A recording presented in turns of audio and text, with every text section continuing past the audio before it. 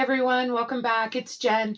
Now, I've touched on today's topic a little bit in the past, but I decided that it needed its own video.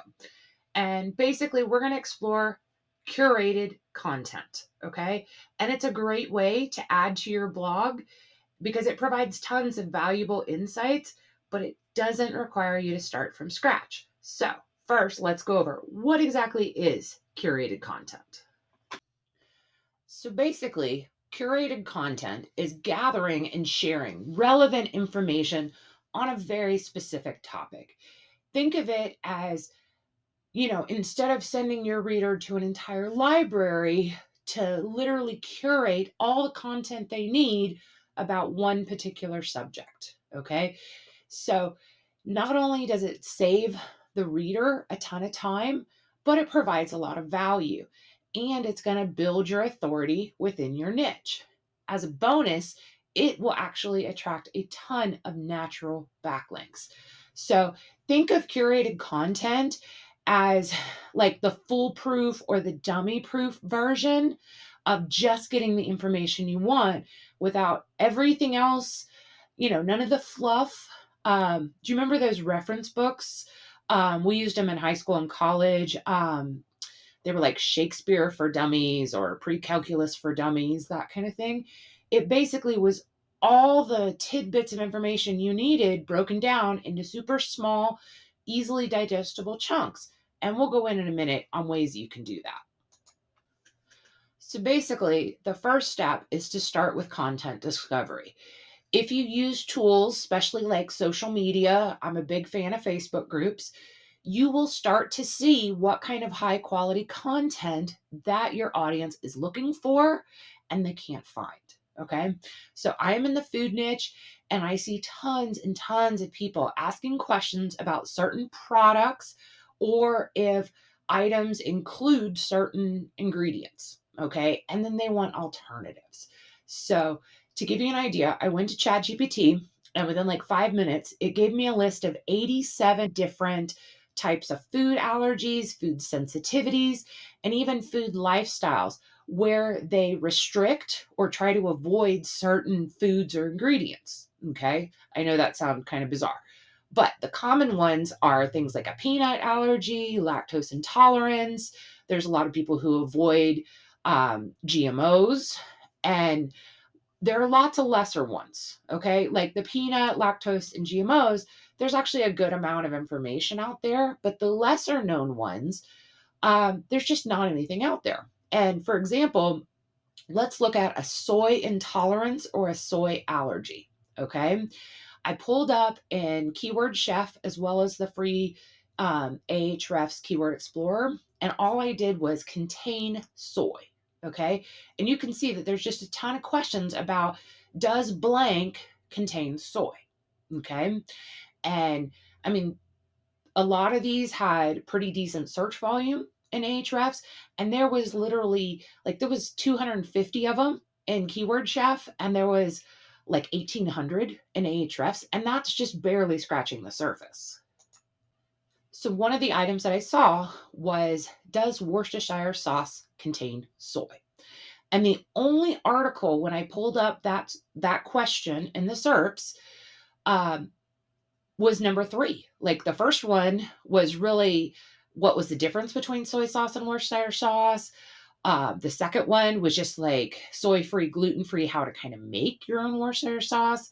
But they didn't really answer the question. Now, number 3 looked promising because it says, does Worcestershire sauce have soy? Well, when I opened the article, it basically just made a blanket statement saying that the original sauce did not contain soy and that the most popular brand does not contain soy.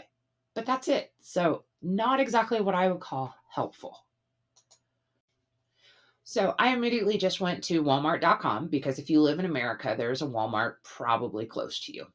And I just plugged in Worcestershire sauce. I wanted to get an idea of how many different brands would come up and how many were available. So it came up with 4 main brands. The first one was the Walmart brand, and it was clear, no soy. The next one was Heinz, and it actually did contain soy. I've put the ingredient list up there so you can see. The next one was the Lee Perrins that the other article had mentioned, and they're right, it does not contain soy. And the fourth one I looked at was the French's brand, and that one does contain soy. Huh, that's a little different than what that article stated.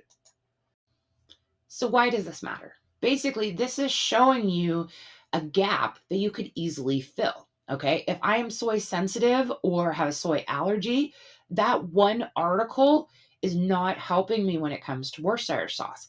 Out of the 4 items I found, 2 of them actually did contain soy.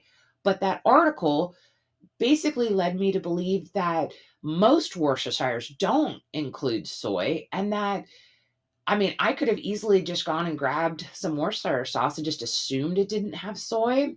But, if I was going to have a website about, you know, soy intolerance or soy sensitivity, I would pull a list of the top 20 Worcestershire brands in the US, and I would go through and make like a nice, easy to read table.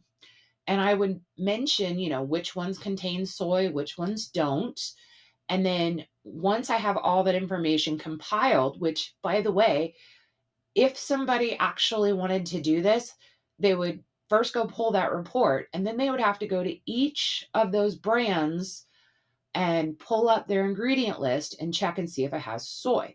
That's going to take a whole lot of time. And the average person just isn't going to do that. What they want is just a nice compiled list. And we can provide that to them with minimal effort on our part.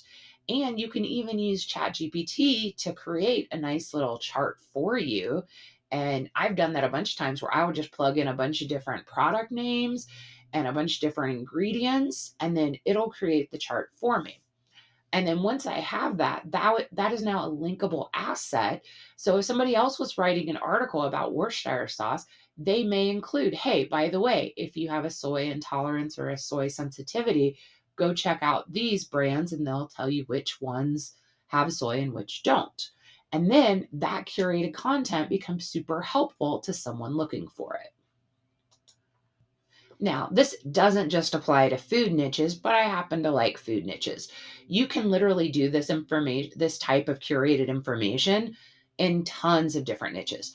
All you need to do is listen to what people are complaining about and mentioning that they're having difficulty finding, and then compile that data in a simple, easy to read article with tables or charts for some kind of visual aspect. And these type of articles can save your reader so much headache and so much time. And then they will more likely become a subscriber to your email newsletter, become a faithful fan on your social media, subscribe to your YouTube channel. And that is great content where you can show, hey, here's the top 20 brands or whatever items, and these are the ones that contain something, and this is the ones that don't. That would be an easy video to make. So don't just write this off as a food thing, it can be an anything thing. So hopefully I've inspired you to try something new. So, do you already write articles like this? Is it possible I'm full of crap? I don't know. Well, actually, I do, because most of my best performing articles on my websites are curated content. I took the time to compile the information that people were looking for, so that way they didn't have to go to 13 different websites and then click 5 links into each website to find that information. And that's the problem, is every brand has this type of information available, but it almost seems to be hidden. And where basically they want to sell you the product, they don't want to give you information about it. So by you doing the deep digging and then putting it all in a nice package with a bow on it, you're actually creating the helpful content that can outrank a brand name. Okay. And not only is it definitely helpful content that someone is searching for right now, and they're probably getting frustrated because they can't find it. So when they do find it, they're going to be like, ooh, I love that website. Let me bookmark that. Let me save that for later. And that's just going to increase your engagement, increase your time on page, and it's probably going to make it to where they're a repeat visitor. So, what do you think? Is this something you're actually going to try? Let me know. I'll see you later.